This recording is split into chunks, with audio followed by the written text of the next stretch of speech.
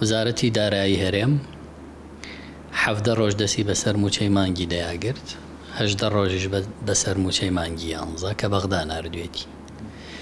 بۆ لەبەرەوەی بچینە ساڵی نوێوە و ئامادە نین لە داهاتی ناوخۆ کەم و کورتی موچە پڕ بکەنەوە لە کاتێکە عێراق بە هۆکاری نەناردنی داهاتی ناوخۆ ئەو بڕەپارانەی ناردووە و ئێستش لە مانگی 12 441 ملیار ماوە. ئەگەر عێراق بینێرێ هەرێمەی خاتە بری پڕکردنەوەی موچەی مانگی 10 و 11 گوایە لە داهاتی ناوخۆ داوانە دەبێ بیخەنەوە سەری.